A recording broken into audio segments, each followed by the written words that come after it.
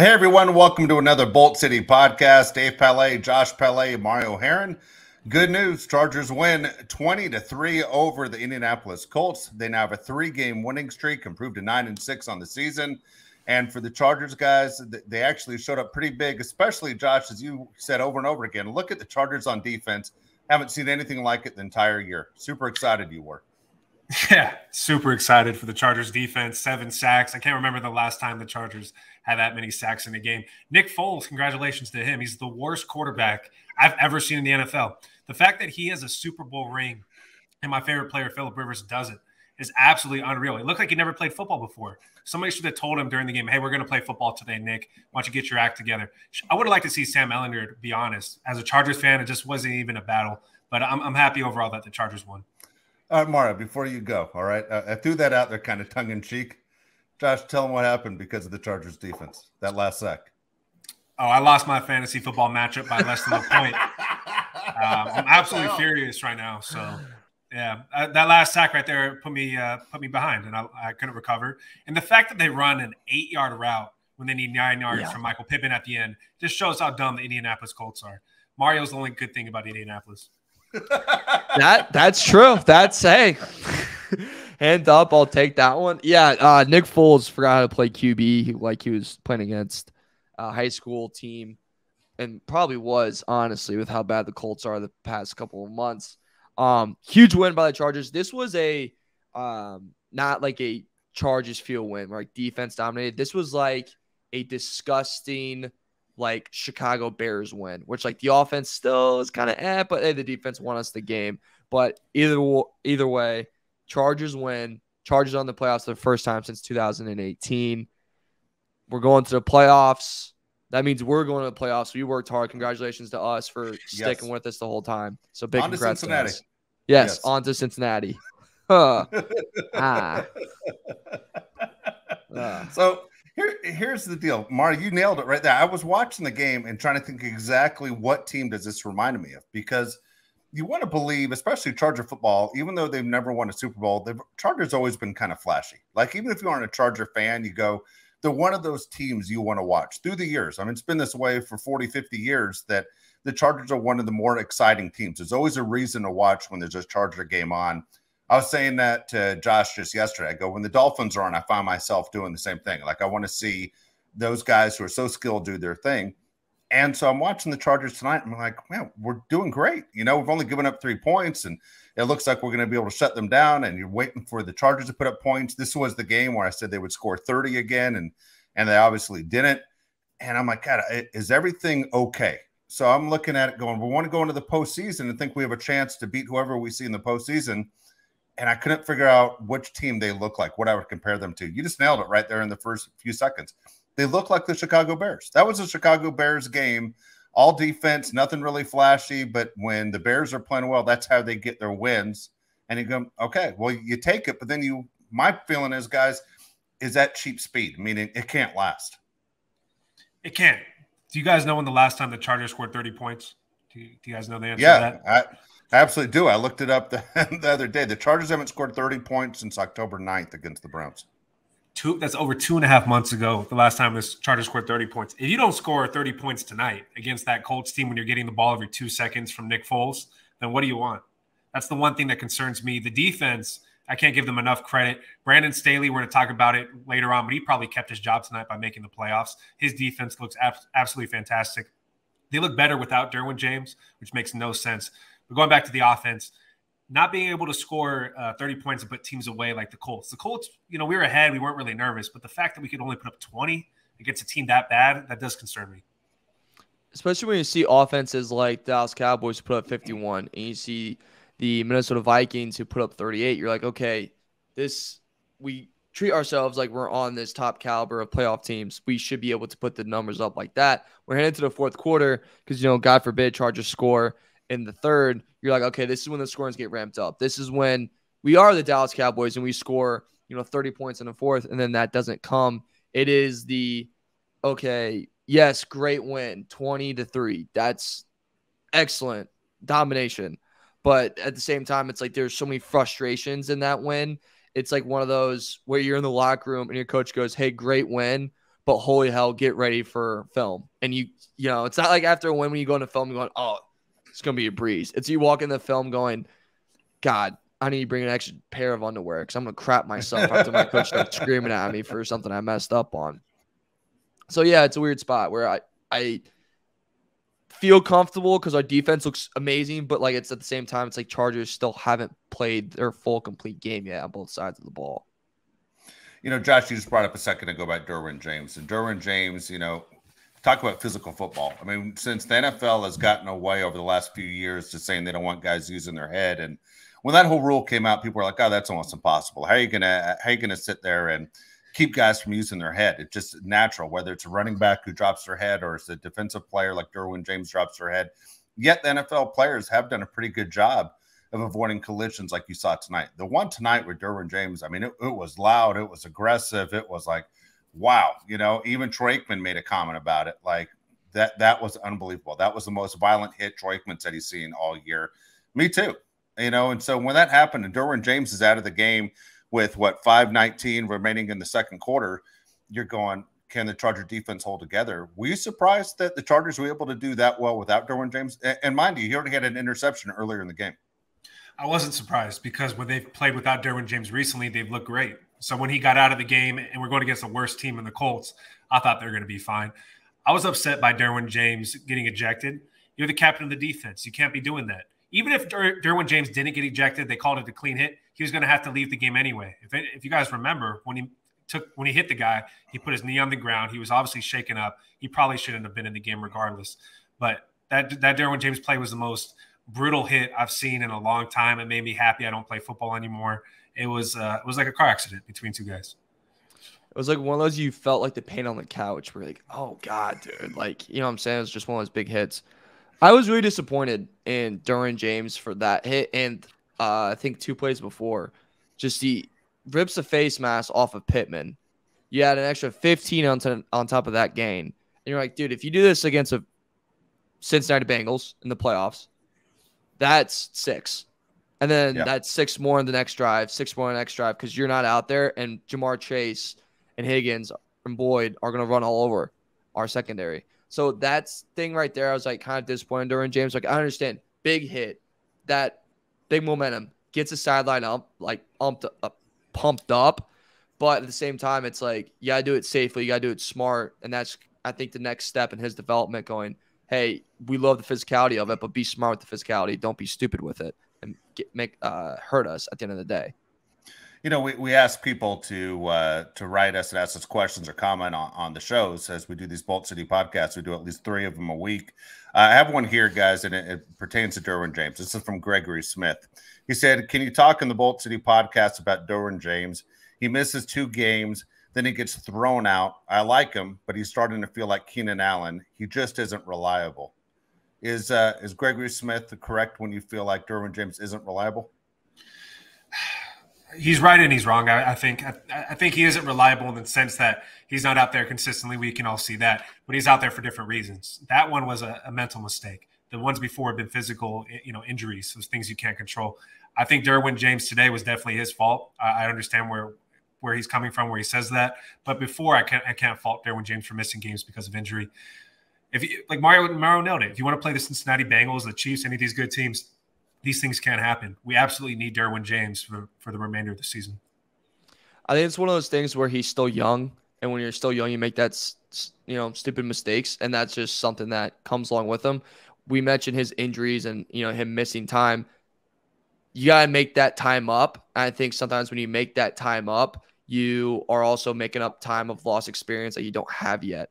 And that's just one of those things that happened tonight where it's like he's still a young guy. He's just still learning a lot of things. And now we put him as a leader on the team, which, he should be because he's a very vocal guy. He's a very great locker room guy. But at the same time, you also know that there has to be a leader in front of him going, hey, this is when you go this route and this is when you go that route. This is when you do the big hit and this is when you kind of pull back a little bit. It's just the next step, I think, for him and going, okay, this is how I become a smarter football player. This is how I become a better leader for myself and for my teammates. I don't think it's a Keenan Allen comparison at all. I think Derwin James has more of a fire in him than Keenan Allen does, but I think it's just his next step in learning and becoming a smarter and better football player and leader. Here's the deal. Derwin's one of the best players in the NFL, and we see him all the time, and we realize how good he is and how smart he is. And Derwin James, to me, is really the one guy that if you haven't seen a Charger game in person, if you saw him in person, you'd be more impressed with him than any other guy on the team, because you realize that number 3 almost seems like he knows where the plays are going before they happen, whether that's the fact he's played football for such a long time, or he does a tremendous amount of time in the film room and he's able to retain what happens, but he knows what's happening before it goes on. And you can see it when you're actually inside the stadium with him on how good he is. Here's the deal now. He's missed more than 2.5 games, right, in the last 3 weeks when you want to break it down with his injuries and what happened tonight. My feeling is young guy probably doesn't get the publicity he thinks he probably deserves because they're the Chargers. And even though they've been on primetime some this year, it's still not the talked about name like the big time guys in other major markets where he's in a major market, but he's not even getting the credit he deserves. I don't think he's a nationally known name in the NFL. Josh and I knew him because we follow him at Florida State, and Florida State was on Alabama's schedule when Josh was there. So, we started looking at him a long time ago. When he came to the Chargers and I was at all those games, I was like, man, this guy's better than I even thought. But if I'm Derwin James, and he's a young guy, like you just said, Mario, ego jumps into it, meaning, hey, this is a primetime game. This is Monday night. Nobody worked today. People are at home. They're recovering from Christmas. I'm going to show the world who Derwin James is. I'm going to do something fantastic. He already had the interception. Then all of a sudden he comes up with, you said, Mario, a stupid play where he rips off Pittman's helmet. Dumb, 15 yards. That's one of the things that can cost you a game against a good team. And then all of a sudden he's leading with his helmet. Let's be fair. He's lucky he wasn't paralyzed on that. That's how guys get paralyzed. He's lucky he wasn't seriously hurt. I mean, he's lucky he was literally walking off the field and had to go to the locker room. But in reality, the ego gets in the way so many times of these star players that want even more attention because they put themselves first over the team. And that, to me, was Derwin James putting himself over the team. And someone I hope has the backbone to tell him, Derwin, you're valuable to us when you're on the field. You coming back to the locker room halfway through the second quarter does us no good, and does you no good either as a player overall. I was confused about what he was yelling about when he left the field. What are you possibly mad at? What are you mad about? Yeah. The replay didn't show that you led with your head? Come on, bud. And the fact that you say he's a young guy, it's kind of true. He's been in the league for 5 years. He's going to be 27 years old in 2023. Yeah, he's kind of a little bit too old to be making these decisions. This is the first time he's been in the playoffs. When was the last time the Chargers been in the playoffs? I don't even know if Derwin James has been in the playoffs as a Charger. 2018. So Derwin James hasn't been there in a while. Dude, you got to know better than that. I know Florida State sucks. You're not used to winning. But Derwin James doesn't get the recognition he deserves. No player on the Chargers does, in my opinion. You could add Justin Herbert, Austin Eckler, Keenan Allen, all these guys to that list of players that deserve more. But Derwin James, I think, is the best safety in the NFL. It's disappointing as a Chargers fan when you see him leave a primetime game. The rest of the country doesn't get to see him in action. And he was flying around today. If he would have stayed in the game, I think he would have had double-digit tackles again, and he would have showcased what he has. But he needs to be better, man. You need to be smarter. These games down the stretch need Derwin James. And the Chargers defense, I do not think it's sustainable that they do that great without Derwin James. To be honest, we've played great without him. I don't think we can keep doing that without him. No, not at all. And plus, too, like you mentioned, this would have been a double-digit tackle game, possibly, a 2-pick game for him. He made an insane interception, and that we all do this. As soon as you see a big play on Monday Night Football, Sunday Night Football, Thursday Night Football, what blows up? Your freaking phone of group chats of everyone watching the same game, and there's blowing up Derwin James. And all I'm getting is, Heron, I forgot how great this guy was. This is a guy that I kind of forgot about. I'm like, yeah, this guy's a freaking crazy talent. Then he almost takes the guy's head off. And you're like, okay, well, now he's done for the night. So that's all we got. It's like going to a nice steakhouse and you only get the appetizer. I didn't even get the steak. I didn't even get the dinner. That's just that's just how it was. So it is a frustrating thing. But this defense, they held the Colts to 69 rushing yards, 104 yards passing, 173 yards total.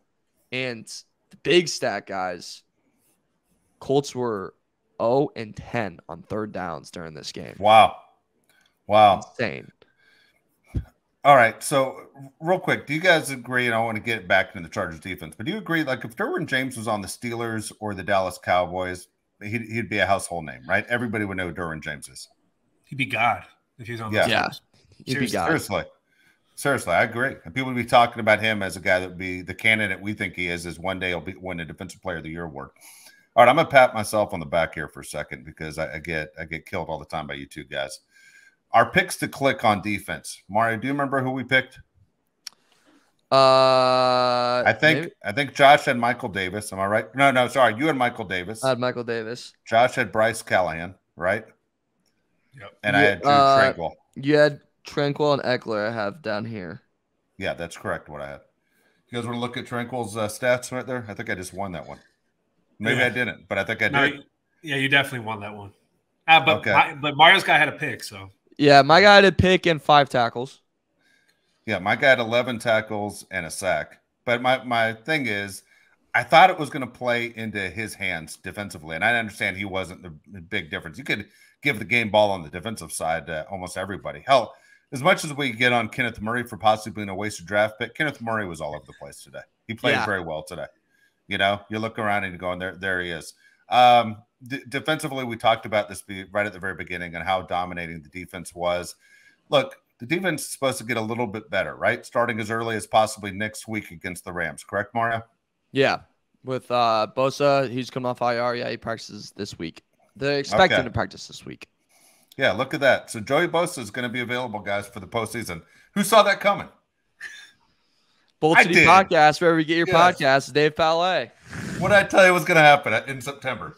If the Chargers have a chance of being in the postseason, all of a sudden Joey Bosa is going to be healthy. He's not going to miss this opportunity. This is exactly. I think I even said, Josh, after Christmas, we'll see where Joey Bosa is. If the Chargers are going to have a chance to go to the postseason, Joey Bosa, all of a sudden after Christmas, you're going to find out he's activated. That's exactly it. And look, I'm happy to have him back. I know I sound like a jerk when I say this, and I'm trying not to swear right now because I'm irritated by it. Dude, you're getting paid every week. Your brother's over here looks like a Hall of Famer, like he's going to Canton, Ohio.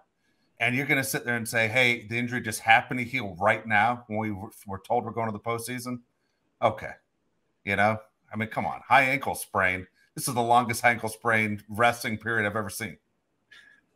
It's bittersweet because we get him back for the playoffs, but you wonder where the hell he's been this whole time. I can't fault a guy for an injury. I don't know how he feels.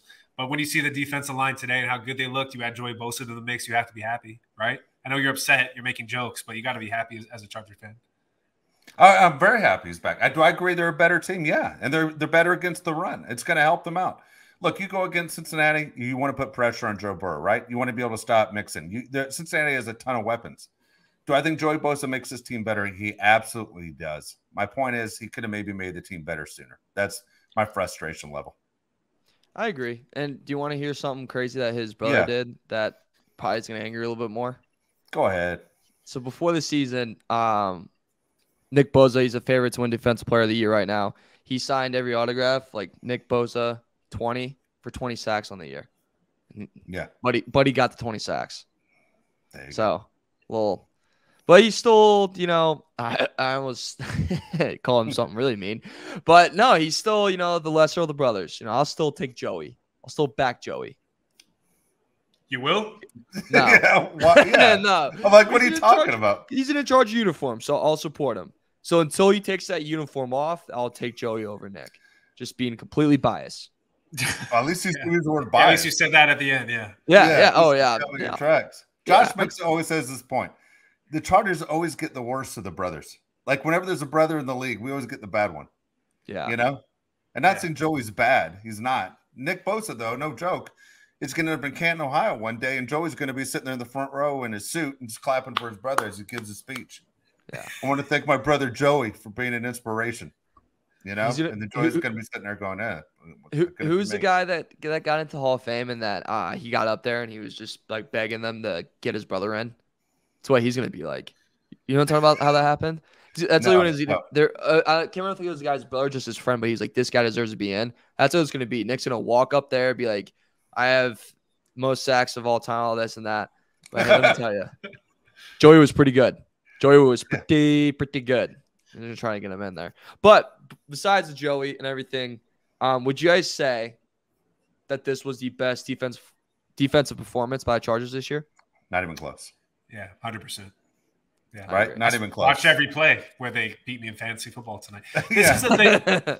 The reason why it's the best defensive performance is there's 11 guys on the defense. More than half of them either had an interception or a sack. You can't say that about any other game this season. They balled out, man. The defensive line, all of a sudden, we can't stop the run still, let's be honest. I mean, we did good enough today, but Zach Moss was ripping off like 4 or 5 yards of carry. The pass rush, though, unbelievable. Unbelievable. Abusing Quentin Nelson, who's supposed to be the best guard in the league. He looked like he was lost. The tackles for the Colts. Between the Colts and the Broncos with their offensive line and the Broncos with their quarterback situation, what a mess. Because both of those units are horrible. So it was great to see them go against the highest paid offensive line today. Yeah, that O-line, Quentin Nelson, quickly went from the biggest bully on the O-line to got bullied. Yeah. And he just got ruined all night long. Great to see, and it was fun. This is a little thing, but it was like a very fun thing to hear Troy Aikman say this. He's like, the Chargers sideline's like giddy. You know, the defense guys are giddy to get on the field because they want a piece. You know, they want their sack. Hearing that, it's a small thing, but that's just something the Chargers haven't had all year. And we go back to like, what's their culture? What's their identity? And that was just like a little thing like, hey, they got a little culture. They got a little excitement. They got a little team. They got a little, hey, like I want to go get a piece. Now I want to go. Like, I don't want to go. Like, they have this urgency. I think that's just something that's really big for this team. Now, is it a little thing? Yeah, it is. And I could be overreacting, but it's still like, that's a great thing that was said about the Chargers, as has been said all year, is that there's an eagerness to them, and there's excitement to them that we've been looking for. I agree 100% on this, on what you just said, because one thing is, you notice this time of year, and you started, for me, guys, I noticed it a lot in the last couple of days of guys who are not only just playing out the season, like you just want it to be over, but I mean, the effort. And I think what a lot of players, you know, they're told all the time about this, and it's a maturity level. Look, you aren't playing for this year. You're playing for your tape. You're playing for whatever team might have interest in you next year, or the new coach that's coming in that might want to keep you or decide to let you go after the season. So when I watched the Denver Broncos against the Rams, it was crazy how there were guys quitting all over the place during the game. And you're going, man, the effort stinks. When I watched the Chargers tonight, man, the effort was fantastic. I mean, as Josh, as you just said, you're getting your numbers. If you just try, you're going to get some numbers tonight. But the Chargers, I don't think there's ever been a time where I thought they weren't giving 100%. I thought the players' effort the entire year has been good, which I know is one of the defenses that Staley could make an argument if he says why he should or shouldn't keep a job. But they had so many injuries that it was hurting. Didn't matter, you know, how hard they tried. They couldn't match talent for talent. I find it interesting. I want to ask Mario, because he's in Indianapolis, is the Broncos are a complete train wreck. They fired their coach, right? Nathaniel can't hack it. He's gone. And then you look at their situation with Russell Wilson. Are the Colts in just a bad situation? And you mentioned Quentin Nelson. You mentioned some of the talent that they have, where I think the Rams have to fix their problems by trading a guy like Jalen Ramsey to hopefully get a first-round pick. Could the Colts be looking to clean house on some of the talent guys, whether it's Gilmore, whether it's Nelson, to say we got to get younger, we got to find a quarterback in the draft, and we got to kind of start over this rebuilding process? I think with the way the Colts have been acting recently, they're still in the mindset we're a QB away. And I think the situation that's different between them and the Broncos is, yeah, Colts are locked up with Ryan for at least a couple of years, but it's not crazy money to where like the Broncos have to literally go back to drawing board going, how can we rearrange his contract, his contract, whatever, with Russell Wilson. But I do think it is of the matter where Colts kind of think of themselves as Broncos as like, we're a piece away. You know, we have this great defense. We have receivers, all this, we're a piece away. And in reality, that's just not true at all. But I think mentally they think that. I think that just goes back to, you know, you look at what they've done since Luck's gone. You know, Father Phillip, let's get Phil in there. He's our guy. If we just had him, we just need him game manage. Playoffs didn't really work. Okay, next one up. Carson Wentz, that didn't work. Matt Ryan, I think that's just their constant theme. And they're very hard to predict because Chris Ballard's not in charge. Irsay's in charge. Irsay's the most unpredictable mother effer of all time. You know, you have no idea what that guy's going to do. You don't know what he's going to do. So I think that's the other thing, too, that's hard for Colts fans. And the crazy thing to me, too, with the Colts and the Colts situation is they're on this streak where, like, they just haven't really drafted a quarterback in the first round. And if you look at their history of the past 2 decades, you went 2 for 2 in drafting QBs in the first round. You have the formula there. You know what to look for. Just do it again. But I promise you, the way I bet they're thinking that building, because it's just what they thought the past couple of years, is still, we're probably a piece away. I do think they're going to be stuck in contracts with the offensive line that's turned to be pitiful and not anything to what they expected it to be. And what I would do if I was them, and I've been saying this since week 2, trade Jonathan Taylor. Trade him. Pack him up. Shoot, send everyone to go pack him up for him. So he doesn't have to lift the thing. But get his ass on a bus and get him out. Like, trade his ass. Like, you gotta. Why? We have a top running back in this league. Sure, like, trade him to a stupid team. Get stupid picks. Make something work. But yeah, if you're gonna trade anyone, Jonathan Taylor would be number 1 on my board. Just say, get out. See you later. Yeah, I mean, again, how do you fix that, Josh? I mean, you look at the Colts. So many people picked the Colts to win that division, and a lot of people picked the Broncos to win their division and said Super Bowl contenders for years to come. And you look at the Broncos, complete disaster, and you look at the Colts, and again, disaster. I mean, and again, we aren't even 17 games through the entire season, and you knew these 2 teams are garbage. Yet, other teams will step up. It's what makes the league great. We see it all the time. But as a fan, you don't want to see your team. I mean, we aren't Bronco fans, we aren't Colts fans, but if this happened to the Chargers, you'd go, what are we supposed to do? We're punished for 5 years now with this contract because of the salary cap and what we did to what we thought when we signed a future Hall of Famer and Russell Wilson, or we traded for a future Hall of Famer, Russell Wilson. What happens? I mean, even that pick, that the Broncos' horrible season, Seattle's going to get it. And you're going, as a fan, you are punished for at least 5 years, plus whatever time it takes to get out of that contract to start drafting guys to fix that. It's not good for the league. It's 100% not good for the league. Broncos are in the worst situation. Colts are I'd say, second worst. You got to get rid of Jonathan Taylor, like Mario said. Having Jonathan Taylor on your team is having a really nice house in a bad neighborhood. It's like we have one good part here. Just send them to the Bills. The Bills need a running back. But the Broncos, boy, the Broncos situation is so bad. I don't feel bad for them at all. I say that every time we talk about the Broncos because I don't. They're my least favorite team in the NFL. Russell Wilson, this whole thing is insane. The fact that his teammates let him get sacked and then won't pick him up off the ground. Then you got the backup quarterback yelling at the offensive line for not picking him up off the ground. He gets yelled at. That team is a mess. I really hope that Sean Payton doesn't go over there, but Vic Fangio is supposed to be going with him. I doubt that Vic Fangio wants to go over there too. But Brandon Staley, I think, did just enough this season to get himself another year. He did just enough. His defense looks great. I agree. He did just enough. I think what's going to be really interesting is if Lombardi did enough. That's my other question. That's a good question. Okay, so here's the deal. The Chargers, we believe, in the next 2 games, they play the Rams at home, obviously, but it's a home game for the Chargers, and they travel to Denver for their last game. They finished on a 5-game winning streak. They should. They finished with 11 wins. I mean, 11 wins, you go, well, that's a pretty good season, Not bad. Staley, I hate to say it because I've been pushing for him to be removed for the longest time. A lot of things frustrate me with Brandon Staley. As far as you look at coaches that are Super Bowl caliber coaches, he doesn't feel like that guy to me. When I watched Justin Herbert throw a ball deep today, it looked awkward because we just haven't even seen it. Like, it wasn't like, cool, he threw the ball deep. He looked weird, like my arm doesn't even move that way anymore because I'm doing all these dump downs all the time. Okay, look, Lombardi, Staley, the whole deal, more than likely they're all coming back.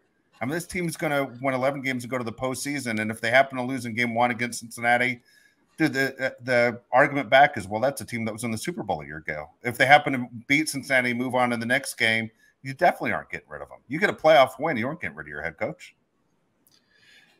Dude, in a perfect world, Brandon Staley coaches the defense. Next year, we have Sean Payton coach the offense. That's exactly what I want. That's not going to happen. You can't do that if you're Brandon Staley.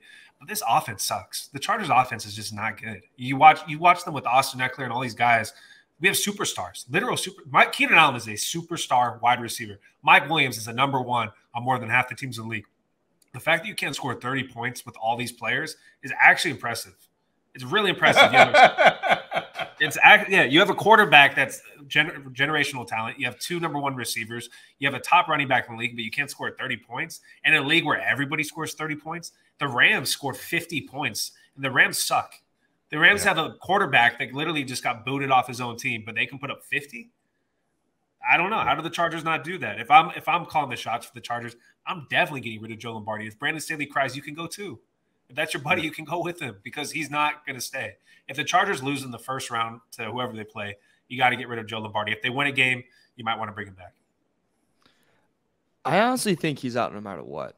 I truly do. Lombardi, I think Lombardi's out. I think he cashed his ticket. He's going to the playoffs. I think he's fine. I think Lombardi is on a complete hot seat because, like you said, he has all the weapons in the world, and it's just not like how's this not putting up the points that it should. Go look at today. The past 2 weeks, they've had a lot of success on rollouts, on faking a handoff, rolling around. So much success. Barely. That was like not even in the playbook today. It's just like, why are we throwing stuff? What do you think? Because they're gonna study it, and we're like, oh, we're playing chess, not checkers. You're like, no, you idiot. We're playing checkers, so play the freaking game. Like that, just stuff like that. Where I'm like, hey, if something's working, stay with it. And there's Lombardi has failed that multiple times, and he's failed to have a game where Mike Williams and Keenan Allen both have these incredible games. We haven't had that yet. Waddle and Hill get that all the time. Chase and Boyd get that. Why doesn't Williams and Allen have that? Why don't they have a game where they both have over 100 receiving yards and touchdowns? Why don't they have that? Like that's a part of me where I'd ask Lombardi is like, we have all these weapons. Why when we go to top 10 statistics, why are they not all in the top 10 at the lowest and not the top 5? Like that's just the minimum should be. All right, let me ask this question. What did the Chargers do well offensively? I mean, and the reason I say that was that stat that came out tonight that they mentioned during Monday Night Football was that, the Chargers are 31st in the league in rushing. 31st. They average 3.7 yards a carry, 83.7 yards per game. Okay. You look at the Colts tonight, they average like 5.3 against the Chargers defense, who we thought played pretty well. But what do the Chargers do well offensively, if I had to ask you that question? Or if you called Lombardi in and you're Tom Telesco and he said, hey, I want to talk about your job, your performance as a coach. Give me the 3 things you do best. The thing that Chargers do best, they said it during the game today on 3rd and 4th and 1 when Justin Herbert sneaks it, they get the first down every time. Besides that, I can't think. I know it's dumb. I know. That's not a skill level. That's called gravity. It's called falling forward. Yeah. The only thing the Chargers do well consistently is throw the ball less than 5 yards or 5 yards at the max. They continue to do that. Every team's going to want you to do that. You have a quarterback that can literally throw the ball 70 yards and you never test it. Like you said, they threw it deep today. I was like, whoa, what the hell was that? Seriously. When you're watching at home, you're like, I never see that happen. Yeah. But yet we don't do it. I mean, the 5-yard pass is what the Chargers do at best. So that's the only thing. Do we run the Ryan Tannehill offense? I said it 2 weeks ago. The Chargers run the Ryan Tannehill Titans offense without all the running. It makes no sense. You have a star all over the field. You have 5. How many Pro Bowlers do the Chargers have on offense? They have like 5 or 6. You can get Rashawn Slater, Corey Linsley. You have like 6 Pro Bowlers on offense. We can't score 30 points. Yeah, no, I completely agree. No. And it's just, I think you can hang, I mean, they're 3rd in passing right now in the NFL. So you can hang your hat on that, but it's like, okay, that's your short bullcrap passing game. And we're not stretching it downfield at all. Like say what you want, it's a passing league, but the run game still matters. We still don't have that. Red zone offense, that's terrible. Like that doesn't work either. We get red zone offense, we get in these bad situations when we're about, we get inside the 5, then we end up getting outside the 5 because our run plays don't work. And then we're on the 8-yard line and we go to pass it and the defense just drops 7 and they just chill right there at the end zone. Like, okay, you're not going to get anywhere near the end zone. And then we're going to have a dump down. Congratulations. Yeah. It's frustrating. Again, you want to see more of a show. You want to see more weapons.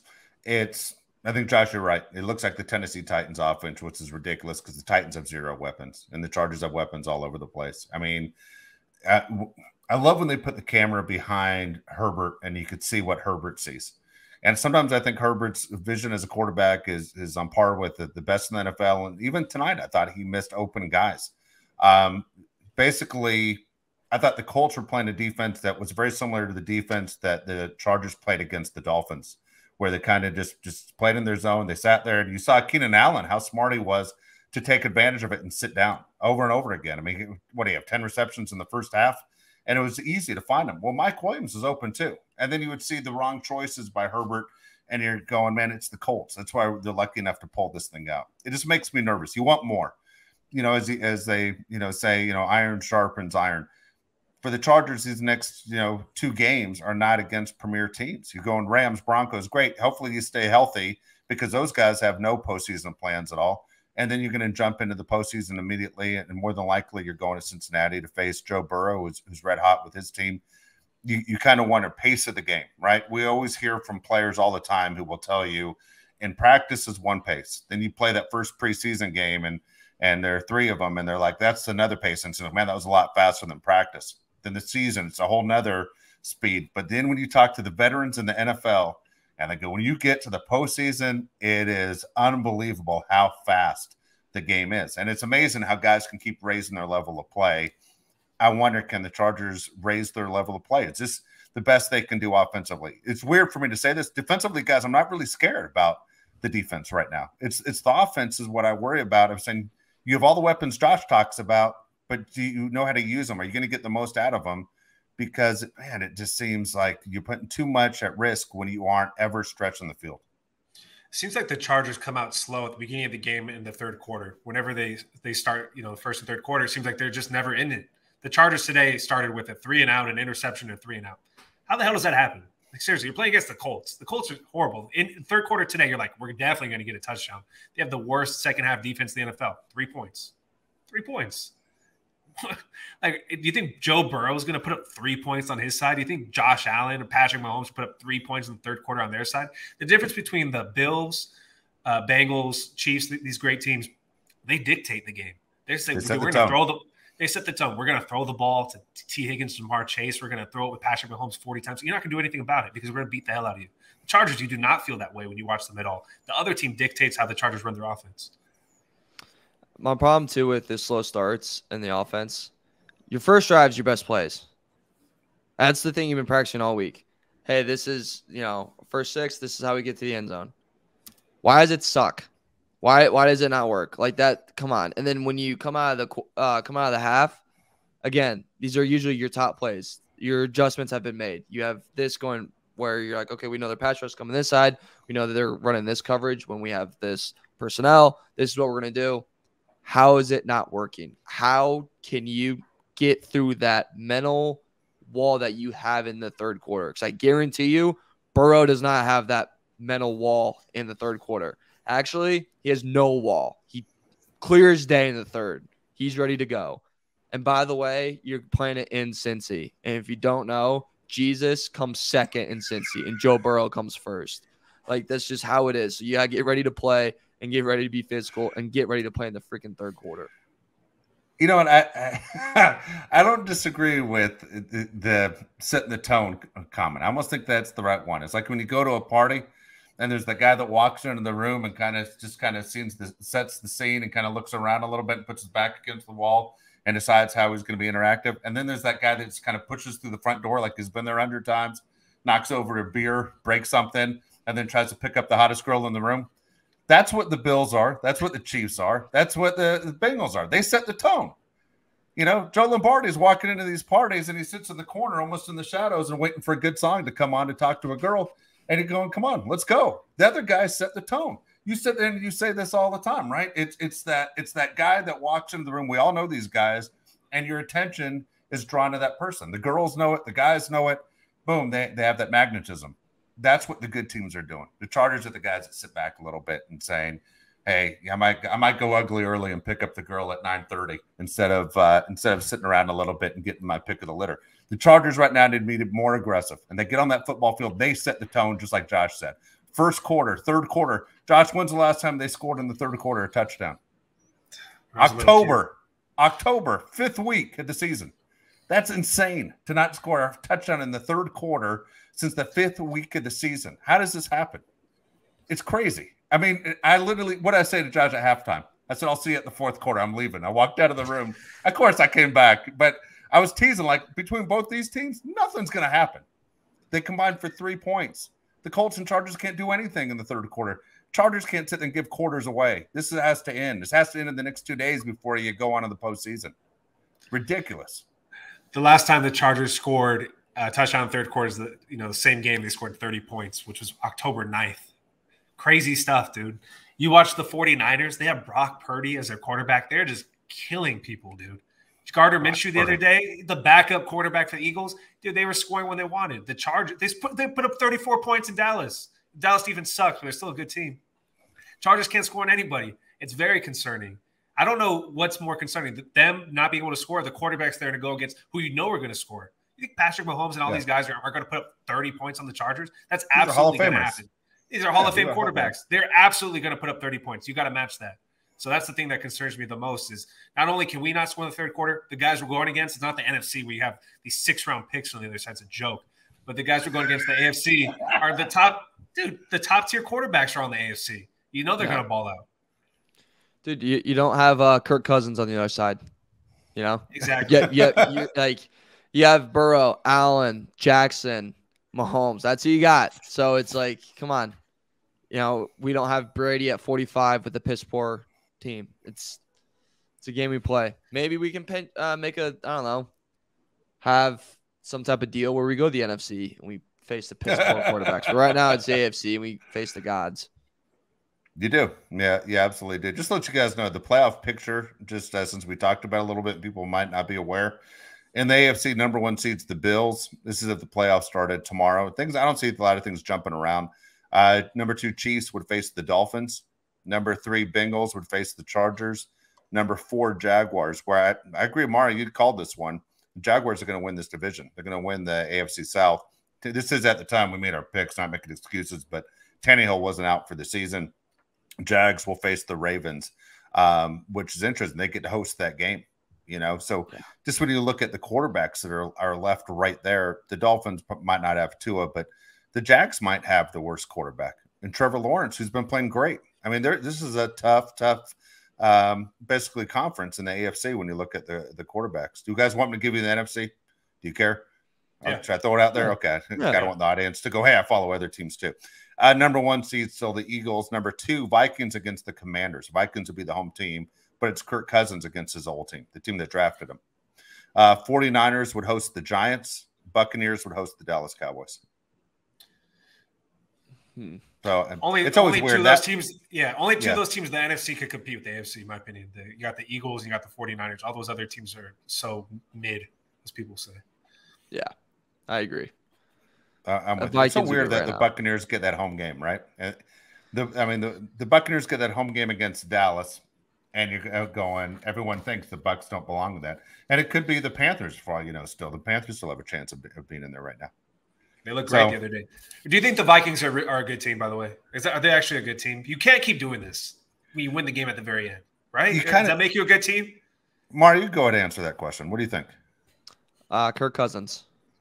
That's why that's what I think. Well, and their defense isn't very good. Their defense is really bad. And like we've said it, defense matters in the playoffs.